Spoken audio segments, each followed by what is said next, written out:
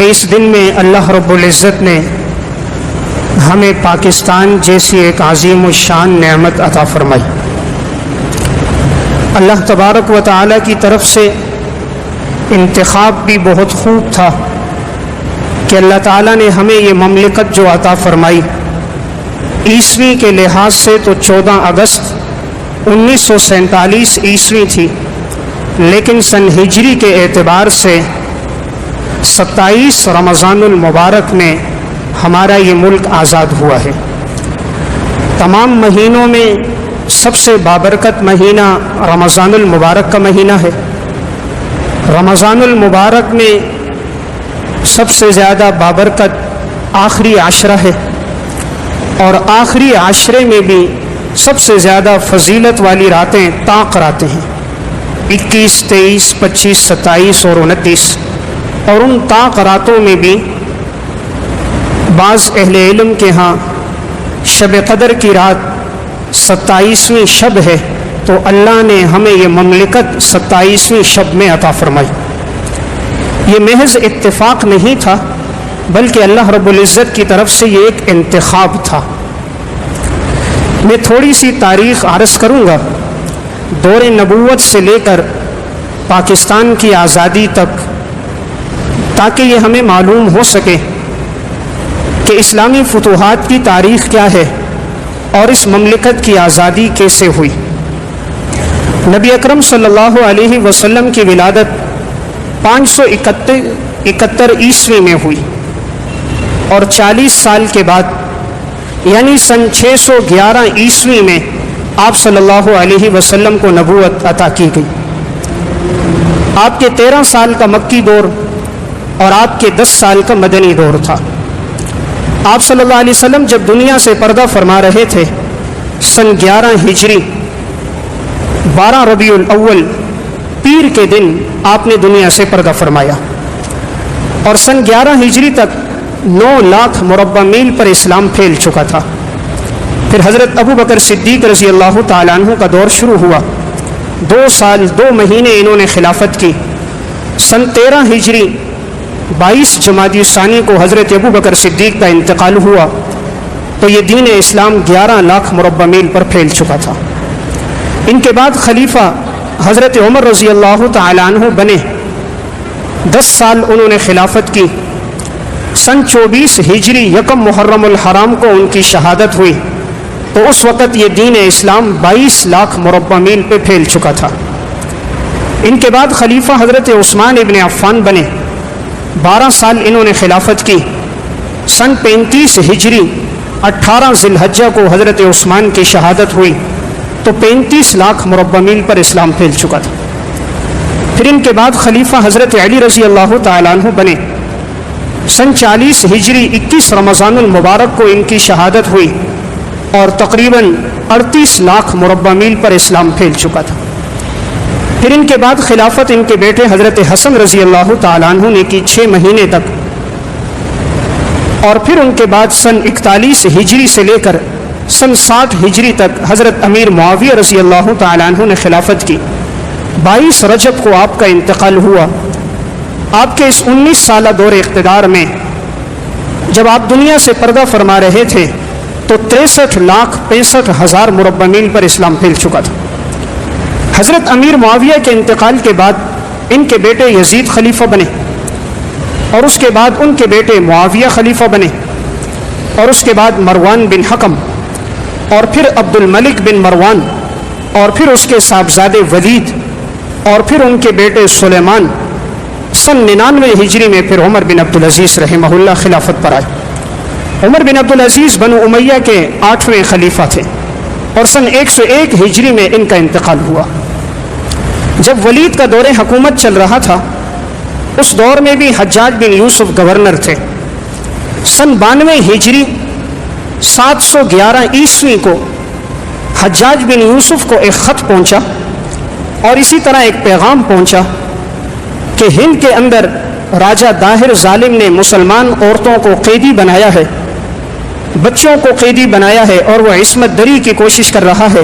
تو ایک خاتون نے کہا تھا، یا حجاج اغثنی، اے حجاج تو ہماری مدد کو پہنچ۔ جب حجاج بن یوسف کو یہ بات پہنچی، انہوں نے فوراً اپنے بھتیجے اور داماد محمد بن قاسم رحمہ اللہ کو سن 92 ہجری 711 عیسوی میں حدود حرم سے ان کو بھیجا کہ جاؤ ان کا مقابلہ کرو۔ محمد بن قاسم 17 سال کی عمر میں وہاں سے آئے اور آ کر راجہ داہر سے مقابلہ ہوا اور اللہ نے مسلمانوں کو فتح دی، اور جو مسلمان عورتیں قید میں تھیں محمد بن قاسم نے انہیں چھڑایا، مسلمان بچوں کو چھڑایا۔ وہاں ایک جھنڈا انہوں نے نہایت بلندی پر لگایا تھا۔ ہندو یہ کہتے تھے جب تک یہ جھنڈا لگا ہے ہماری سلطنت ہے، ہمیں کوئی شکست نہیں دے سکتا۔ محمد بن قاسم نے کہا ان کے جھنڈے کو سب سے پہلے گراؤ، تو منجنیق فٹ کی اور پتھروں کے ذریعے ان کے جھنڈے کو نیچے گرا دیا۔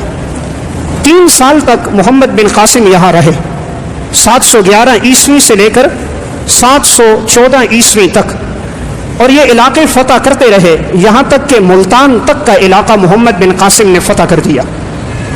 ان 3 سالوں میں انہوں نے عدل و انصاف کو، اخوت کو، محبت کو اتنا عام کر دیا کہ ہندو ان کے میانہ روی سے اور حسن سلوک سے بڑے متاثر ہوئے، اور بہت سے ہندو لوگ مسلمان بھی ہو گئے۔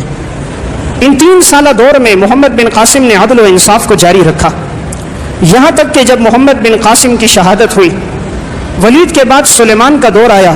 سن 96 ہجری میں سلیمان نے یہ سمجھا کہ شاید یہ جو اٹھنے والے نوجوان ہیں، شاہ سوار ہیں، اقتدار پر کہیں یہ لوگ آ کر میری بادشاہت پہ قبضہ نہ کر دیں، تو اس نے صالح بن عبد الرحمن کو بھیج کر محمد بن قاسم کو گرفتار کروایا، اور اس طرح آپ کو شہید کر دیا گیا۔ گویا اپنوں کے ہاتھوں سے یہ شہید ہوئے۔ اسلام کی تاریخ آپ دیکھو گے، مسلمان کو کوئی نقصان کبھی نہ پہنچا سکا، جب بھی نقصان پہنچا مسلمان نے خود پہنچایا۔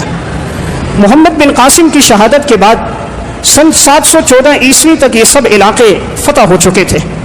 300 سال تک مسلمان وہاں رہے، اور مختلف علاقوں میں مسلمانوں کی آبادیاں تھیں۔ 1000 عیسوی تک مسلمانوں کی تعداد تو بڑی، لیکن ہندوؤں کی کثرت تھی۔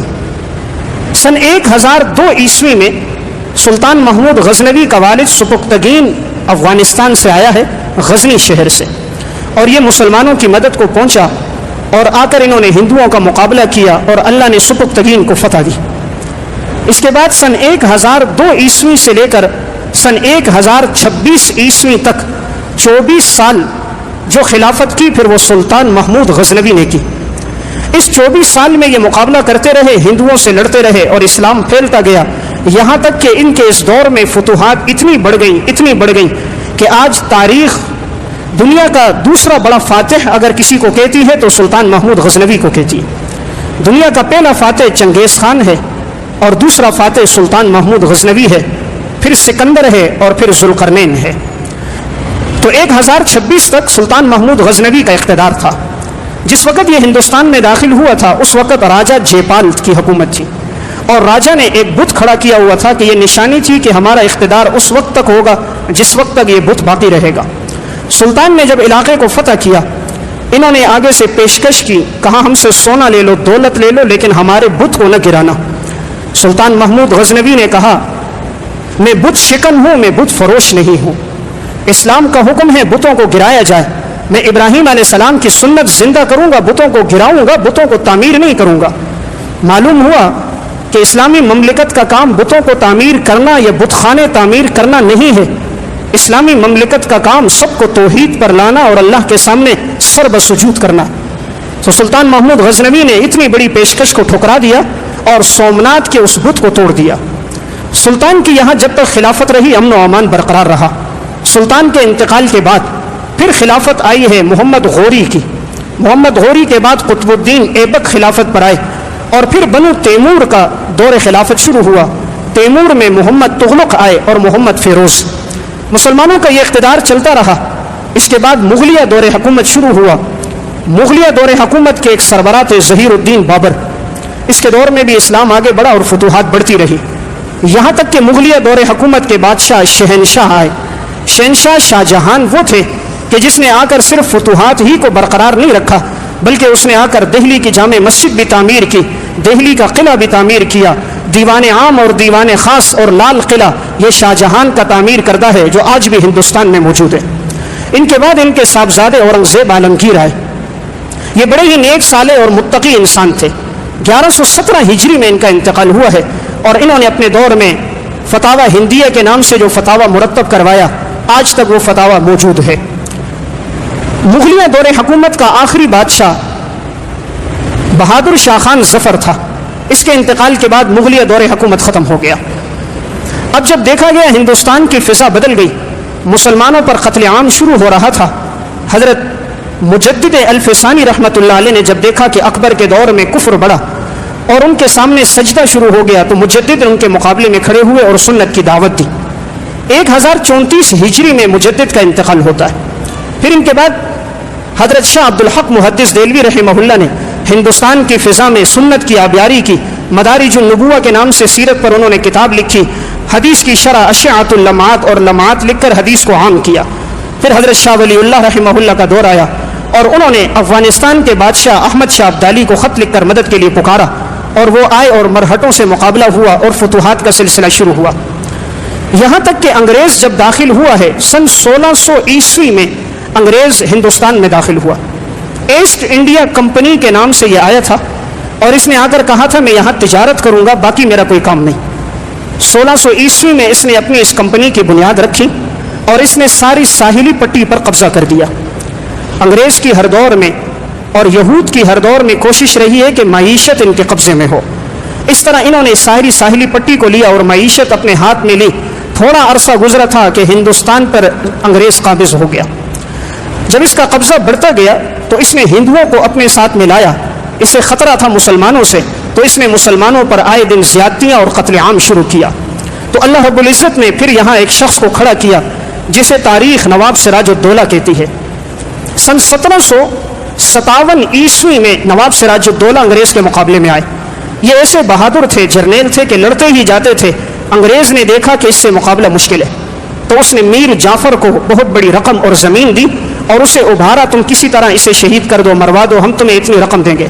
چنانچہ نواب سراج الدولہ اپنے ہی ساتھی کے ہاتھوں، نام لیوا مسلمان کے ہاتھوں نواب سراج الدولہ کی شہادت ہو گئی۔ اس کے بعد سلطان ٹیپو کے والد تھے حیدر علی۔ حیدر علی نے اقتدار اپنے ہاتھ میں لیا اور انہوں نے تینوں کو اپنے ساتھ ملایا، برہٹوں کو بھی، نظام کو بھی، انگریز کا مقابلہ کیا۔ انگریز نے دیکھا کہ حیدر علی بہت بہادر ہے، اس سے لڑنا مشکل ہے، تو اس نے بغاوتوں میں انہیں بھی کچل دیا۔ اس کے بعد تاریخ کا ایک بہادر جرنیل جسے تاریخ ٹیپو سلطان کہتی ہے وہ آئے۔ یہ حیدر علی کا بیٹا تھا۔ اس کے بعد ان کی خلافت رہی۔ میسور کی جنگوں میں تیسری اور چوتھی جنگ میں سلطان ٹیپو شریک رہا ہے۔ سن 1799 عیسوی میں ٹیپو سلطان کی شہادت ہوئی، لیکن وہ بھی شہادت میر صادق غدار نے پیسہ اور دولت لے کر انہیں شہید کروا دیا۔ ان کا وہ مشہور قول تھا، شیر کی ایک دن کی زندگی گیدڑ کی 100 سالہ زندگی سے بہتر ہے۔ یہاں بھی آپ دیکھیں انہیں شہید کروانے والے کون تھے؟ نام لیوا مسلمان تھے۔ تو میں نے عرض کیا جب بھی کہیں نقصان پہنچا ہے مسلمان نے مسلمان کو نقصان پہنچایا، محمد بن قاسم کی شہادت ہو یا نواب سراج الدولہ کی ہو یا ٹیپو سلطان کی ہو یا سید احمد شہید اور شاہ اسماعیل شہید کی بالاکوٹ میں ہو، ہر جگہ آپ کو غداری کرنے والا مسلمان ملے گا، ورنہ اللہ نے ایمان اور اسلام میں ایسی طاقت رکھی ہے کہ کوئی مسلمان کا مقابلہ نہیں کر سکتا۔ مسلمان اگر مسلمان سے غداری نہ کرے، یہ پیسوں پر اپنے ایمان کو فروخت نہ کرے، تو ایمان میں وہ طاقت ہے کہ ایک آدمی 1000 کا مقابلہ کرتا ہے۔ تاریخ نے ہمیں وہ واقعات بتائے، خالد ابن ولید لشکر لے کر نکلتے ہیں، 30 آدمی 30,000 کا مقابلہ کرتے ہیں، تاریخ بتاتی ہے اللہ نے مسلمانوں کو فتح دی۔ ایمان میں بڑی اللہ نے طاقت رکھی ہے۔ تو میں عرض کر رہا تھا 1799 میں ٹیپو سلطان کی شہادت ہو گئی۔ اب انگریز اقتدار پر قابض ہو گیا۔ پھر 1857 کی جنگ آزادی ہوئی ہے، اور اس جنگ آزادی میں جو انگریز نے مسلمانوں کا قتل عام کیا، 12,000 علماء کو صرف شہید کیا۔ کوئی درخت ایسا نہیں تھا جس پر کسی عالم کی لاش نہ لٹکتی ہو۔ جس وقت شاہ عبد العزیز محدث دہلوی نے فتویٰ دیا تھا کہ انگریز کے خلاف جہاد اب فرض ہو چکا ہے، انہوں نے اسلام کے شعائر کو مٹایا ہے، اسلام کے خلاف یہ لوگ بغاوت کر رہے ہیں، پھر مسلمان اٹھے تھے اور علماء نے فتویٰ دیا تھا، تو جیسے ہی علماء سامنے آئے تو انگریز نے کچلنے کے لیے ہر درخت پر ایک عالم کی لاش لٹکوائی۔ 12,000 علماء کی شہادت کے بعد انہوں نے دیکھا ان سے جذبہ جہاد اب بھی ختم نہیں ہوا۔ ایک انگریز مورخ مسٹر ٹامسن گزرا ہے، وہ اپنی تاریخ میں لکھتا ہے کہ میں نے خود جا کر دیکھا کہ انگریزوں نے انگارے نیچے بچھائے، 40 علماء کو لایا گیا اور ان انگاروں پہ لٹایا اور کہا صرف تم یہ کہہ دو انگریز کے خلاف جہاد فرض نہیں ہے۔ انگریز کے خلاف لڑنا فرض نہیں ہے، لڑنا حرام ہے، ابھی ہم تمہیں چھوڑ دیں گے۔ مسٹر ٹامسن لکھتا ہے 40 کے 40 علماء شہید ہو گئے، لیکن کسی نے اپنی فتوے اور رائے سے رجوع نہیں کیا۔ یہ انگریز مورخ لکھتا ہے کہ میں نے یہ بھی دیکھا کہ ایک انگریز آیا اور اس نے آ کر اپنی گھر والی سے کہا کیا میں تمہیں آج ایک منظر نہ دکھاؤں، اور ایک 82 سال کے بوڑھے عالم کو لایا گیا اور اپنی توپ کے سامنے اس نے کھڑا کر دیا اور بٹن دبایا اور اس عالم کے جسم کے ذرات ہواؤں میں بکھر گئے۔ یہ دین ویسے نہیں پہنچا تھا، اس کے پیچھے قربانیاں تھیں۔ 40 علماء کی اس طرح شہادتیں ہوئی۔ پھر 1857 کی جنگ آزادی جب یہ آگے بڑھی تو مسلمانوں میں ایک جذبہ جہاد ہوا۔ وہ سمجھ گئے کہ اس وقت اسلام اور مسلمان کا بڑا دشمن انگریز ہے اور اس کے بعد یہ ہندو ہیں۔ اب ضرورت تھی ایک مملکت کی کہ اس آزاد مملکت میں مسلمان آزادی سے احکامات پہ عمل کر سکیں، تو سب سے پہلے جس نے یہ تصور دیا کہ ایک اسلامی ریاست ہونی چاہیے وہ حضرت حکیم الامت مجدد ملت مولانا اشرف علی تھانوی رحمۃ اللہ علیہ تھے۔ مولانا عبد الماجد دریابادی نے معاصر حکیم الامت میں نقل کیا کہ حضرت نے فرمایا ایک ریاست ہو جس میں انسان آسانی کے ساتھ احکامات پہ عمل کر سکیں۔ پھر اسی بات کو بیان کیا علامہ محمد اقبال رحمہ اللہ نے 1930 عیسوی میں الہ آباد کے خطبے میں۔ الہ آباد میں علامہ اقبال نے ایک تقریر کی اور اس دوران انہوں نے کہا کہ ایک اسلامی ریاست ہونی چاہیے جہاں مسلمان الگ ہوں۔ مسلمان اور ہندو ایک جگہ نہیں رہ سکتے، ان کی تہذیب الگ ہے، ان کا مذہب الگ ہے، ان کا عقیدہ الگ ہے، ان کی رہن سہن الگ ہے۔ تو یہ تصور شاعر مشرق علامہ اقبال نے بھی پیش کیا۔ سن 1940 عیسوی میں قائد اعظم محمد علی جناح نے منٹو پارک لاہور میں قرارداد منظور کروائی، اور اس قرارداد کے اندر بھی یہ بات تھی کہ دو نظریے ہیں، یہود کا ایک الگ نظریہ، ہندوؤں کا، مسلمانوں کا ایک الگ نظریہ ہے۔ یہ دو قومی نظریے کی بنیاد بتائی کہ یہ لوگ ایک ساتھ نہیں رہ سکتے، مسلمانوں کا طرز زندگی الگ ہے، ہندوؤں کا الگ ہے، آئے دن ان میں لڑائی جھگڑا ہوگا، ان کے لیے ایک الگ ریاست چاہیے۔ جب یہ قرارداد منظور ہو گئی تو 14 اگست 1947 عیسوی کو پھر اللہ رب العزت نے ہمیں یہ مملکت عطا فرمائی۔ آخر میں آپ سے التماس ہے کہ ہمارے چینل کو اپنے ساتھ سبسکرائب کریں اور بیل آئیکن والے بٹن کو دبائیں تاکہ ہر نئی آنے والی ویڈیو آپ حضرات کو جلد از جلد مل سکے۔ کمنٹ بھی کر لیں ویڈیو کیسے لگے۔